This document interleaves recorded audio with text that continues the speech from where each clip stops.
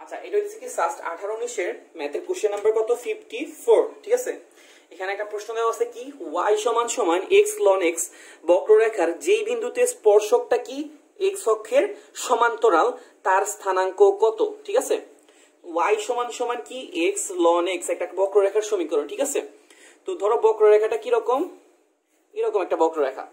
তো আমাকে বললো যে যেই বিন্দুতে স্পর্শক আঁকবো, আমরা ধরে নিলাম আমরা এই বিন্দুতে স্পর্শক আঁকতেছি। ঠিক আছে, তাহলে যেই বিন্দুতে স্পর্শকটা কি x অক্ষের সমান্তরাল, এই বিন্দু থেকে স্পর্শকটা x অক্ষের সমান্তরাল সম্ভব না।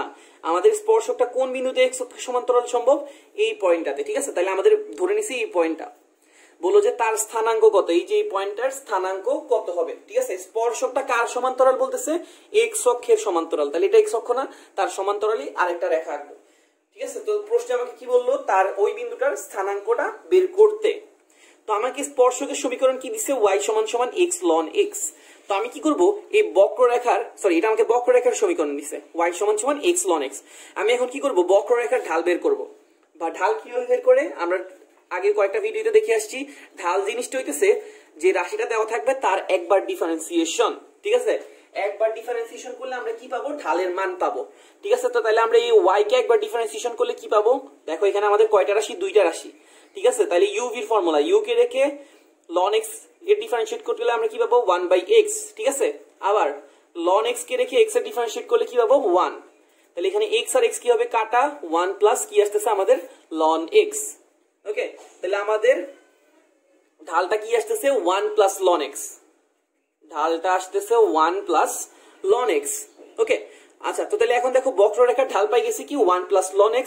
বক্ররেখার ঢাল যেটা হবে এই পয়েন্টে, স্পর্শকের ঢালও কি হবে, সেমটাই হবে। ঠিক আছে, কি বলতেছি, বক্ররেখার ঢাল যেটা হবে এই পয়েন্টে স্পর্শকের ঢালটাও কি হবে, সেম হবে। তাহলে স্পর্শকের ঢালও কত 1 প্লাস ln x।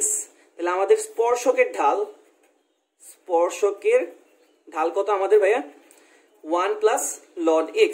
আচ্ছা, ঢালের আরেকটা সংজ্ঞা ছিল আমাদের 9-10 আমরা দেখে আসছি সবসময় যে একটা রেখার ঢাল বলতে কি বোঝায়, রেখাটা x অক্ষের ধনাত্মক দিকের সাথে অ্যান্টি ক্লকওয়াইজলি যেই কোণ তৈরি করে তার tan এর মানকে আমরা কি বলি, ঢাল বলি। ঠিক আছে, অ্যান্টি ক্লকওয়াইজ যত ডিগ্রি কোণ তৈরি করে তার tan এর মানকে আমরা কি বলে থাকি, ঢাল বলে থাকি। ঠিক আছে, তো ধরে নিলাম এখানে দেখতেছি, আমাদের এখানে ধরে দেখতেছি কি আমাদের যে x অক্ষের সমান্তরাল যে রেখাটা আছে এটা x অক্ষের ধনাত্মক দিকের সাথে কত ডিগ্রি কোণ তৈরি করবে, যেহেতু সমান্তরাল রেখা তাহলে কত ডিগ্রি কোণ তৈরি করবে, 0 ডিগ্রি। তাহলে আমরা বলতে পারি এখানে ঢাল কত আসবে, tan 0, দ্যাট মিন্স কত 0। তাহলে আমরা দেখতেছি ইকুয়েশন থেকে ঢাল পাইতেছি 1 প্লাস ln x, আর আমরা চিত্র থেকে বুঝতেছি আমাদের ঢাল কত আসবে 0। তাহলে আমরা এখান থেকে বলতে পারি 1 প্লাস ln x সমান কি 0। তাহলে আমি এখান থেকে বলতে পারি ln x সমান কত, -1। ঠিক আছে, তাহলে আমরা কি পাইতেছি, ln x সমান -1। তাহলে আমরা এখান থেকে x সমান কি পাবো, লনটাকে যদি এই পাশে নিয়ে যাই তাহলে এটা কি হয়ে যায়, e হয়ে যায়। ঠিক আছে, লন কে যদি এই পাশে নিয়ে যাই তাহলে লনটা হয়ে যায় কি e, আর এই সাইডে যেটা থাকে ওইটা কি হয়ে যায়, পাওয়ার হয়ে যায়। তাহলে আমরা কি পাইতেছি x সমান e টু দি পাওয়ার -1। তাহলে আমরা x সমান কি পাইতেছি, e to the power -1, that means 1/e।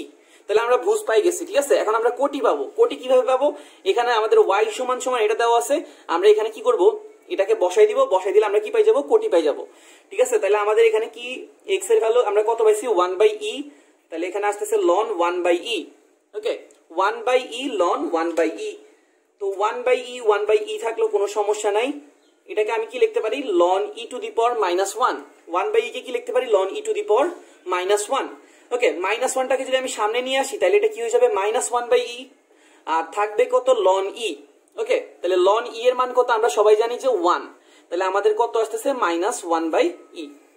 That means আমরা y সমান কত পাইতেছি, -1/e। তাহলে আমাদের স্থানাঙ্কটা কত আসতেছে, আমরা দেখতেছি এই ভুজ আসছে 1/e আর কোটিটা আসছে -1/e। ঠিক আছে, আমরা আরেকবার শর্ট ভাবে বুঝে নেই। আমাদেরকে একটা ইকুয়েশন দিয়ে দিচ্ছে বক্ররেখার y সমান x ln x। তো আমরা ধরে নিছি আমাদের বক্ররেখাটা এরকম। ওকে, তো আমাকে বলছে যে যেই বিন্দুতে স্পর্শকটা x অক্ষের সমান্তরাল, তো x অক্ষ কোনটা, এটা, তার সমান্তরাল স্পর্শক কোথায় পাবো, এখানে পাবো।